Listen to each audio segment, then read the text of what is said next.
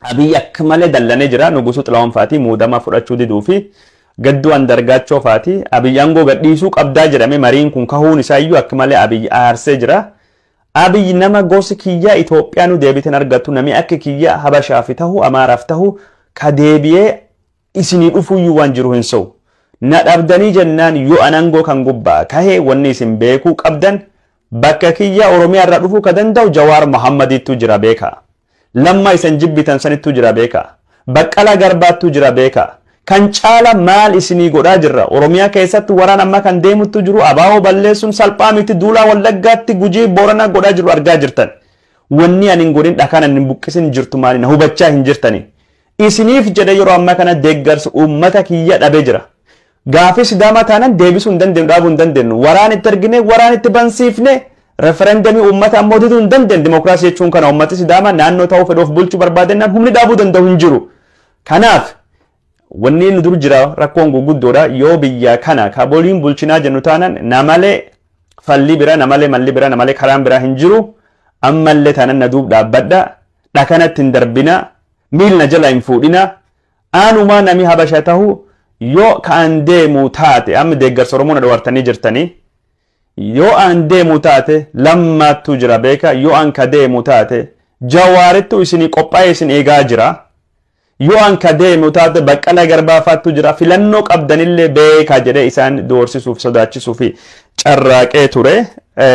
Daawwattoota keenya jaalatamuuf kabajamoo haalii masaraa biyyaalessaa keessatti Habashaa fi Abiy jidduutti jiru akka malee haala hamaadha. Abiy yeroo ammaa kana muddamee jira. Muddamsuu qofaa miti warri Habashaa kaa'isa marse kun sila humni waraanaa qabaatanii fonqolchi mootummaa hundaayyuu sirratti godhuu danda'anii.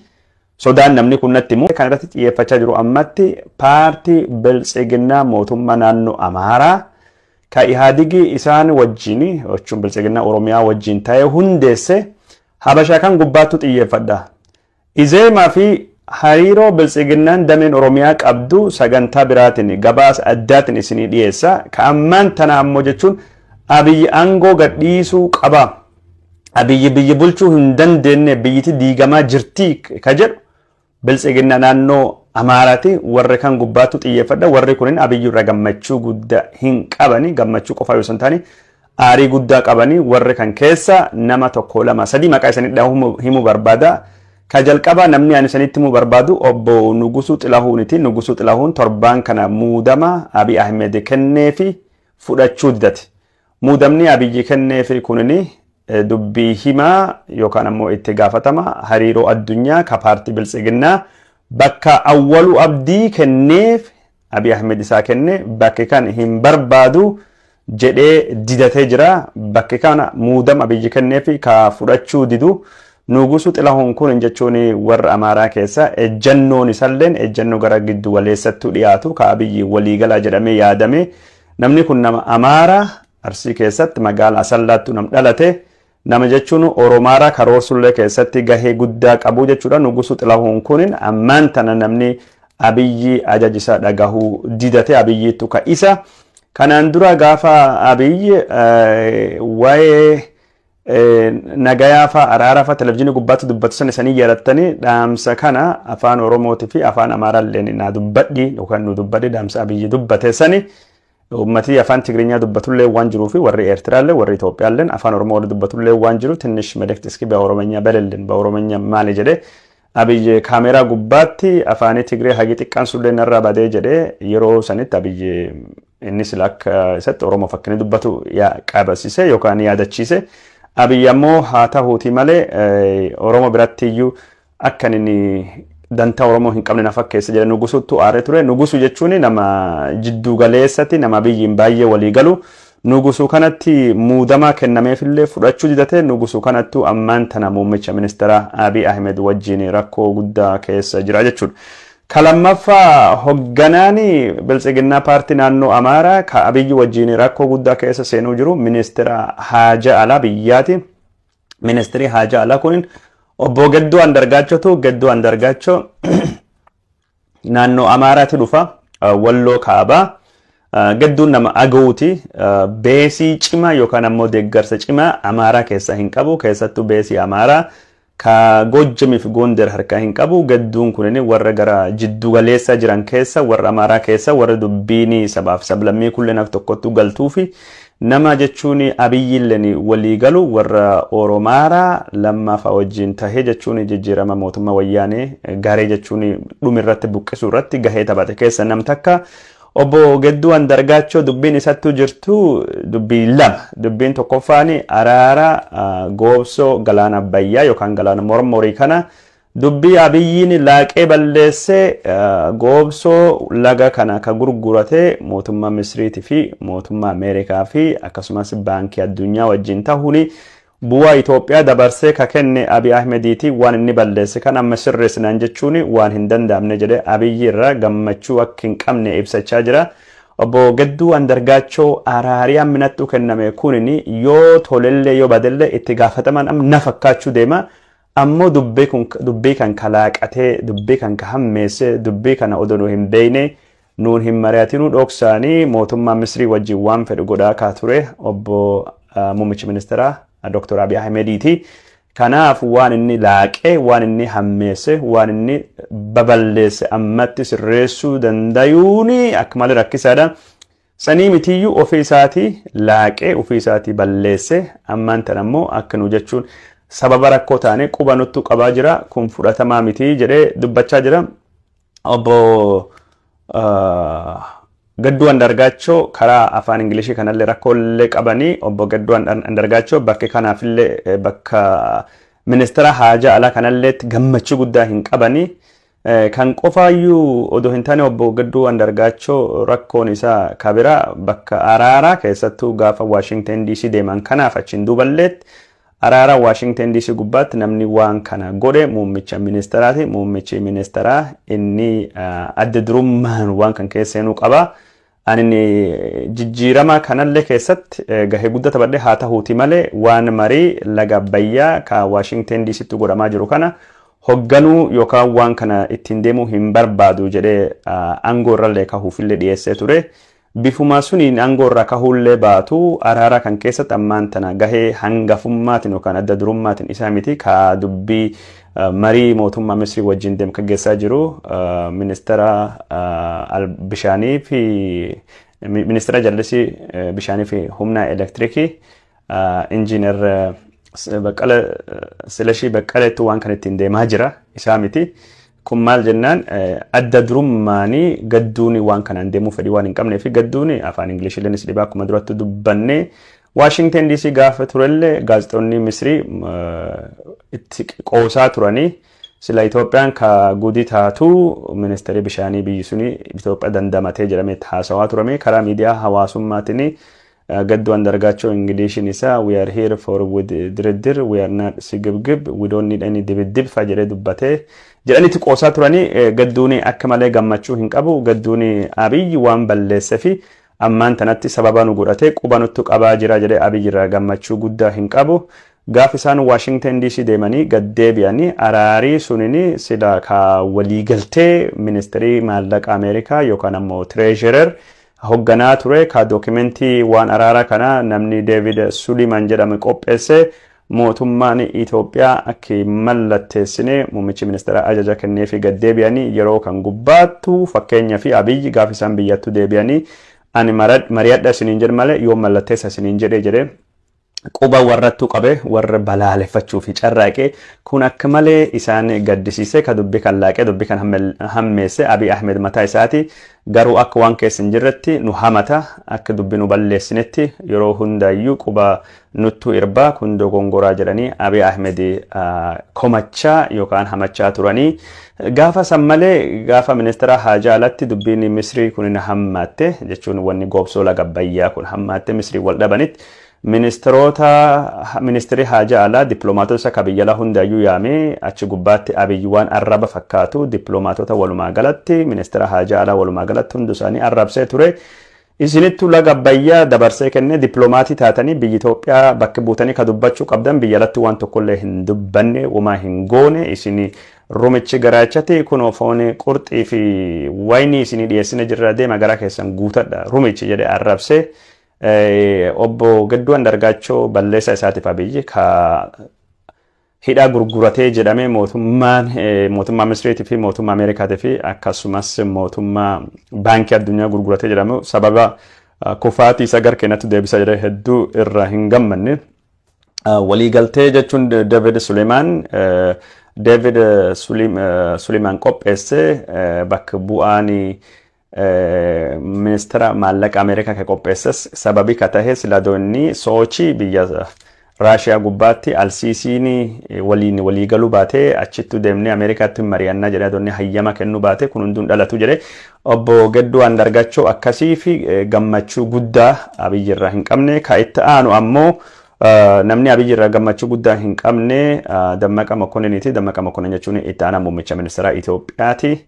Itti aanaan muummichi ministeera Itoophiyaa kunini inni dubbii daangaa Itoophiyaatiif fi Suudaan lafa qonnaa kaan warri irratti dhabaa jiran kana ka hogganu isa dubbii araaraa kan isa immoo amaarii baay'ee jibbaa maal jennaan daangaa Suudaanii kana bara Mallasaan turetti bara Hayilamaariyaam Dassaalany turettu bakki bu'aan mootummaa amaaraa guddaan ka mootummaa Suudaanii wajjin mari'ate lafa kan dabarsee kenne isa jedhamee himatama. Innis bakka komishinummaa jechuun araara daangaa Itoophiyaatiif fi Suudaan lafa wal falmisiisan kan irra nakaasa jedhee gaafachaa ture. Isas Abiyyi hin kaasne garuu warri amaaraa obbo Dammaqa Mokonnin akka malee jibba. Dammaqa Mokonnin jechuun amaarummaa walamaa fi hin qabu jettiin amaaraan tokkoffaa Dammaqa Mokonnin nama Wallooti. Lammaffaa Dammaqa Mokonnin nama Muslimaati. Namni Islaamaatii fi namni Walloo amaaraa miti jedhamee yaadama.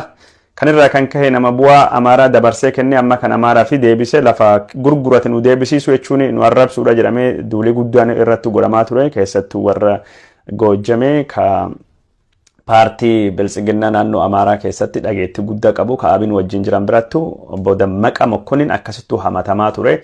Haa ta'uutii malee innis Abiyyi irra gammachuu guddaa hin qabu bakka suni kahuu barbaade. Abiyyi bakka suni hin kaasne warri gurguddaanii warri amaaraa jechaa dubbachaa jirru warri gurguddaanii walgahii Abiyyi wajjin torbaan kan keessattuu godhatanii ka Abiyyiitu gammachuu guddaa hin qabne keessa warri gurguddaa sadeen kan.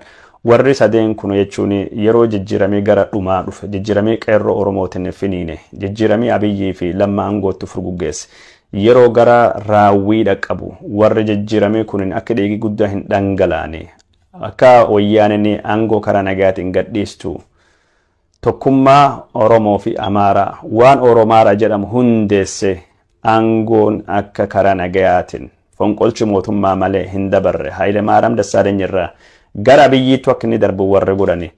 Har'a warri Oromaaraa sunin gareeni obbo Lammaa Magarsaa mataan isaa, Warqinee Gabayyoo mataan isaa, Biraanuu Tsaggahee mataan isaa isaan aangoo irraa ka'anii jiran, ka Oromoo ka'anii jiran. Warri gadafe warri gara Amaaraati. Warri gara Amaaraallee obbo Gadduu Andargaachoo dhiibban isaa ka mootummaa naannoo Amaaraa wajjin qabu akka malee gabbu'ee xiqqaatee jira. Innis gara mootummaa federaalii dhufee jira. Gara mootummaa federaalitti warri Oromaaraatiif, warri Oromaaraa jechuun ka gara Amaaraa ka gadafanii fi warri Abiyyi amma kunoo Abiyyi hudhaa jiranii kokkeettu rakkatanii jiranii Abiyyi biyya bulchuu hin dandeenye maddi rakkoo guddaan Itoophiyaa ammaan tana Abiyyi aangoo gadhiisuu qaba jechaanii jiran. Abiyyi yeroo kanatti Oromoof duuba hin qabu. Oromoo cufaayyuu ofirra ari'ee jiraa jedhanii Oromoo bira deeggarsi hin qabu jedhanii waan malachaa turan. Waan kanaan duratti Abiyyi Oromoo irraa qofaattu leexaa baasanii gaaf inni irko malee qofa dhaabbate warri kun inni muquqqaalee qabee aangoo irraa fudhate akkum jedhamu saniin Abiyyi irraa aangoo fudhachuu fi kun ammaan tanatti iyyuu qophaawanii Abiyyi muddanii muudaminni isaa kennu didaa jiranii. Obbo Nugusuu Xilahuun dubbii himaan waajjira muummicha ministeera yookaan ammoo sekreteeriyaatiin waajjira muummicha ministeera dhiyoo kanatti aangoo irraa ka'uun oolu muudaminni kennee fi kan didate ka bakka Awwaluu Abdii irraa kaasanii jechuun Awwaluu Abdii pirezidaantii Akaadaamii Mallas godhanii kan ammoo yeroo sanitti Yohaannis Booyaaloo namni jedhamuuf kenname. Yohaannis Booyaaloo didatee jira yeroo sanitti Akaadaamii Mallasee miti Ashkarii Mallasee illa jedhame yoo muudame ka fudhatu warra Biltsiginnaa dame Oromiyaa qofa jedhameeti dubbatamaa ture. Ammaan tana Biltsiginnaa Amaaraa ka Gadduu Andargaachoo faa Nugusuu Xilahuun faa Dammaqa Mokonniiniitii fi Abiyyi jidduutti wal dhabni hamaattu jira. Wal dhabatu wal hudhaattu jira. Abiyyi kokkee qabanii jiranii abiyyi deeggarsa hin qabu aangoo gadhiisuu qaba jedhanii dallansuu guddaa irraa qabanii maddi dallansuu warra amaaraa kan maali jennee keessi beekan kun nutti himee jira. Maddi dallansuu warra ka dhuunfaa ka Dammaqa Mokonnin waan laga Abbayyaa isinitti himee ture. Ka Dammaqa Mokonnin waa'ee daangaa Suudaan jechuudha isinitti himee ture. Ka Gadduu Andargaachoo waa'ee Goobsoo Galaan Abbayyaa isinitti himee ture. Kan Nugusuu Xilahuunillee rakkoon isaa maal akka ta'e isinitti himee ture. Wanni Amaaraa akka malee yeroo ammaan tana biltsiginaa mootummaa naannoo Amaaraa yookaan damee Amaaraa waajjira muummicha ministeeraa ka dhuunfatanii warra Abiyyi marsan ka Abiyyi ammaan tana siyaasan hudhanii ka Abiyyi hirqirfachiisaa jiran warri Abiyyi hudhee hafuurii akka itti gadi hin baane keessa hin baane godhe warri kokkeetu rakkate kun rakkoon isaanii maaltu dhiyoo kana akka malee dhalatee dubbiin kun masaraa biyya keessattu dhoohee jettanii na gaafachuun imaltan. Dubbiin kun sababni guddaan dhalatee fi waa sadii akka namni keessi beekan kun natti himee tokkoffaanii araarii Abiyyi Tigraay wajjin godhuuf barbaade yookaan ammoo paartii mootummaa naannoo Tigraay bulchuu wayyaanee wajjin godhuu barbaade kunin warra kana baay'ee mufachiisee jira. Araarii Abiyyi biltsiginaa naannoo Tigraay wajjin godhuu barbaade. Dhiifama wayyaanee paartii bulchuu wajjin godhuu barbaade akka malee warra Amaaraa aarsee jira. Sababni inni aarseef lafa rakkoo daangaa guddaa wajjin odoo qabnu Walqaayitiin odoo jiru Raayyaan odoo jiru Tigraay odoo waan kan tokkollee nu hin deebisinu ammaan tana Abiyyi nu duuba Tigraay wajjin mari'achuu barbaada jedhanii akka malee akkama dallananii jiran. Dallansuun guddaan tokkini araara maanguddoota amantii dhiyoo kana Tigraayittu Abiyyi erge araara fashalaaheessanittu rakkoo kana kadhale ka jalqaba araari sun hin taane fashalahee jira.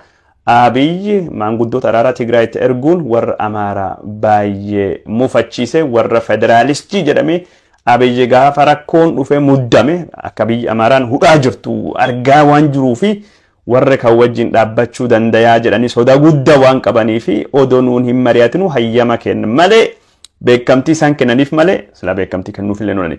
Abiyyi Tigraay deemuun akka malee isaan aarse jira. Dubbiin lammaffaa ka isaan akka malee aarse dubbii Sidaamaati. Dubbii Sidaamaa kana referendamiin Sidaamaa kun akka qabamtu referendamiin Sidaamaa kun akka hojiirra hin oolle warri Amaaraa barbaadaa ture. Abiyyi ammoo waan godhuu qabu waan godhuu danda'u hin qabu. Abiyyi mootummaa ce'umsaati nu ceesisaa malee gaafii gurguddoo akka naannoo Sidaamaa faa naannoo uummattoota kibbaa diiguu faa referendamii kana akkasiin taatee mootummaan Sidaamaa dhalattu godhuu hin danda'u. Mootummaa yeroo gabaabaa mootummaa ce'umsaati malee kun mootummaa waan heera jijjiiraa godhaa miti. Kanaafuu wanti Abiyyi godhe dogongoraa guddaadha jedhanii dubbachaa jiranii. Naannoon uummattoota kibbaa diigamaa deemti. Olaantummaan Amaaraa hafuu deema. Keessattuu magaalaa Hawaasaa ka uummati Amaaraa baay'ee irratti investi godhe ka uummati sabaaf sablammeen Guraagee warri Itoophiyaa jaalatu baay'ee investi godhe. Sidaamaa fi kennine jirra. Abiyyi keessisa tsinfenyaadha ka Abiyyi marsee jiru mataan isaayyuu inni nuyyuu Itoophiyaa soba dubbataa malee odoo sila Itoophiyaa dhugaa itti amanee Itoophiyummaan dubbatu kun Itoophiyaa olaantummaa isiitu deebisna jiru. Itoophiyaan sabaaf sablammiin akka qirca qoodamtu hin godhu. Abiyyi wanni inni godhaa jiru kun rakkoo guddaadha. Sidaamaaf beekamtii kennuun Sidaamaan akka dhalattu godhuun kun akka malee rakkoodha. Kan qofaa miti Sidaamaa qofaa miti. Walaayitaanis dhalachuu deema, Kafaanis dhalachuu deema, naannoon bira dhalachuu deemti. Wanni kun dhaabbii hin qabdu. Itoophiyaa qirca qooduu fi sababa guddaa kan tahe Abiy Ahmedii fi Abiy Ahmed keessa warra jiranii jedhanii dubbatanii kun akka malee dubbii warra mufachiise jechuudha. Karaa biraatiin dubbiin jajjabduun warra Habashaa kana akkas dheekkamsiise Abiy aangoo gadhiisuu qabaa jedhanii warra dubbisiisan. Abiyyi aangoo gadhiisee maal akka inni ta'uu qabullee itti himanii jiran. Kanallee isinitti mudeema deebiin Abiyyi waan kan cufaafiyyuu maali ka jedhullee keessi beekan kun waan nutti himettuu jira. Sanillee isinitti mudeema. Abiyyi aangoo gadhiisuu qabaa ka jedhamee dubbatameef Abiyyi Oromiyaa bulchuu hin dandeenye jedhaniin. Abiyyi Oromiyaa ammaan tanatti bulchuu hin dandeenye. Oromiyaan jechuun unkuramaa akaawamaa jirti. Rakkoon guddaan dandeettii dhabu bulchiinsa mootummaa Abiyyiitii fi bulchiinsa Shimallis Abdiisaati tarkaanfii cima harki jabaani abaa'oo gubbaatti fudhate abaa'oo balleessuu hin dandeenye kun Itoophiyaaf sodaadha kun uummata Amaaraaf sodaadha tokkummaa biyyaatiif sodaadha jedhameeti kan inni dubbatamaa jiru rakkoon guddaan Abiyyiitu murannoo fi fedhii gahaanii warra abaa'oo warra riphee lola biyya Itoophiyaa keessa socho'aa balleessuu fi fedhii dhabe akka isaan dubbachaa jiranitti kanaaf mootummaan Abiy qeeqamu mootummaan Abiy balaaleffatamuu qaba kana Abiyyi mataan isaa warra Oromoo ka federalistii konfederalistii warra tsinfenya warra Itoophiyaa diigaa boba jalattu baadhate isattuyyuu rakkoo kan hundaafiyyuu maddi tahe Shimallis Abdiisa dandeettii hin qabu warra Oromiyaa keessatti ammaanta waan fedhu godhaa jira waan fedhu godhaa jira jechuun beekta Itoophiyaa diiguu farri qophaa'achuu malee ummati du'ee miti ka warri yaaddessu gabaasa Amnesty International miti warri kun Oromiyaa keessatti abaa'oo guutumaa guututti balleessanii seenaa godhuu hin dandeenye jaalmarroo barreessuu hin dandeenye wanni isaan Abiyyiitti akka malee aaraniif Abiyyi Oromiyaa bulchuu dadhabuu mootummaa federaalii bulchuu dadhabuun Itoophiyaa balaa irra buusanii akkasumas fedhii Amaaraaf dantaa isaanii bu'aa irra buusuu deema waliigaltee kennan abaa'oo balleessinaa ka jennee yaan Abiyyi sanii raawwachaa hin jiru jedhanii himatanii jiranii Abiyya humna tsinfenya jedhaman Oromiyaa keessa jiran humna badii jedhanii warri ka Oromiyaa keessa jiran to'achuu dadhabuun sullee maddi rakkoo biraatidha. Humni tsinfenya warri jedhe yaadu kun ammaan tanas Oromiyaa keessatti gahee guddaa fudhatee taphata siyaasaa tahee ka Itoophiyaa fi Oromiyaallee sabaaf sablammii uummattoota kibbaallee raasaa sochoosaa jiru humni kana tarkaanfii keessi deebii hin qabne fudhachuu fi murannoo fi fedhii dhabuudha. Humnoonni kun eenyu jennee gaafannee jirra. Humnooti isaa dubbatan kan dubbii kan duuba dubbii Jawaar Mohammadiitu jira. Akka warri barbaade Abiyyi aduu guyyaa guddaatiin Jawaar Mohammadi waraan itti ergee ijjeesuu barbaadanii hin ijjeesne. Jawaar Mohammad ijjeefamuu fi Abiyyi waggaa tokkoon durattu carraaqee karaa biitiif Jawaar hafe. Ammallee taanan Jawaar ijjeesuu, Jawaar biyya baasuu, Jawaar hiisisuu yookaan ammoo miidiyaa Jawaari dhiibbaa guddaa ittiin uumaa jedhame Oromiyaa Miidiyaa Neetwoorkii cufsiisuudha. Oromiyaa Miidiyaa Neetwoorkiin hin cufamne kun isaan baay'ee aarsee jira. Jawaar Mohammad hin hidhamne kun isaan hedduu dallansiisee jira. Obbo Baqqalaa Garbaa hin hidhamne kun isaan guddoo dallansiisee jira. OMN hin cufamne kun isaan guddoo dallansiisaa jira. Lammaanis taanaan guutumaa guututti hin ijjeefamne yookaan karaarraa hin kaafamne lammaanis hin jira. Karoori lammaa ka dimoogiraafii Finfinnee jijjiiruu sanini gaafa tokko Abiyyi karaa gubbaa gore deebi'uu ni dandaya. Lammaa karaa irraa hin gorsine abaa'oo guutumaa guututti jaalmarroo fi Daawud Ibsa tokkollee hin balleessine Oromiyaa bulchuu hin dandeenye jechuun ka Habashaan ittiin Abiyyi Ahmed dhiifama.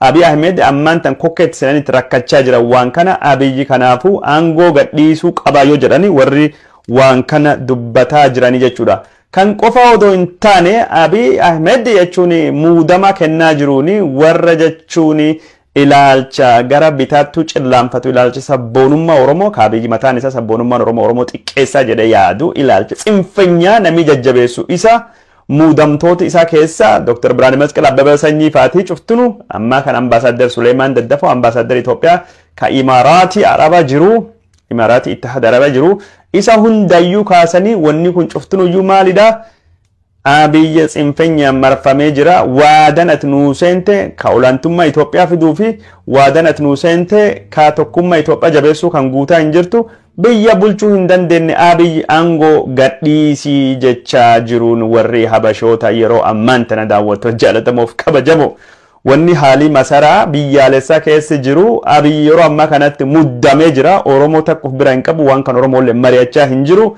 Habashaan Abiyyi fi aangoo isaa hadiyyoo lafa argannee jedhanii Abiyyi yeroo ammaan tanatti muddaa lubbuu seenanii kokkeettu rakkatanii jiran kokkeettu rakkatanii Abiyyi hudhanii jiranii Abiyyi gar socho'uun hin qabu Abiyyi warri Habashaa ka inni amane irkoo naata warri gaafa rakkoo inni jedhe warri gosaadhisa akkasittu gudi'is godhaa jira Abiyyi kan hundaafiyyuu deebin inni kenne maali humni waraana siladu akka warra Tigraay wayyaanee qabatan taate borii iftan hin eeganii Abiyyi harrumaa garagalchanii aangoo irraa fudhatan humni waraana cimaa keessa hin qabne humni waraana illee ijaarrachaa jiranii Hoogganaan waraana Muhammad Adam, Jeneraal Muhammad Adam Amaaraa humni cima humni xayyaara harkaa hin qabne malee warri waa hundaanuyyuu qophaa'ee jira. Odoo silaa akka warra Tigraay humni cima qabaatanii Abiyyi guyyaa tokko warri kun hin bulchu garagalchee aangoo irraa fudhachaa jiran. Xiyyeeffannaa warra Habashaa kanaan duratti maal ture? Abiyyi nu gargaara ilaalchi Itoophiyummaa inni qabu bareedadha. Inni Itoophiyaa jedhee nu haa deemuti. Nu haa bulchuutu nu kallattiin aangoo qabachuu hin qabnu. Inni waan nu barbaannu hunda nu godhaa jira. Siidaa Minilik nu dhaabaa jira. Gaafii Habashaa nu deebisaa jira. Babal'atiinsi lafaa ka jechuun gara Shawaa Bahaatti warri godhaa jiru. San hundaayyuu nu dur hin dhaabbanne gaafii Finfinnee illee gubbaatti deebisnii deebisna. Bulcha isin godhaa nuun jedhe waadaa seenee jira. Kanaaf Abiyyi nu tawaan nama akka Abiyyi kana ka Amaaraa goonan Oromoo fi sabni biraan irratti fincila. Abiyyi biyya haa bulchuutin ammoo duuba taanee waan barbaannu goona. Olaantummaa dinagdee bakka wayyaaniin irra kaate olaantummaa dinagdee fudhanna.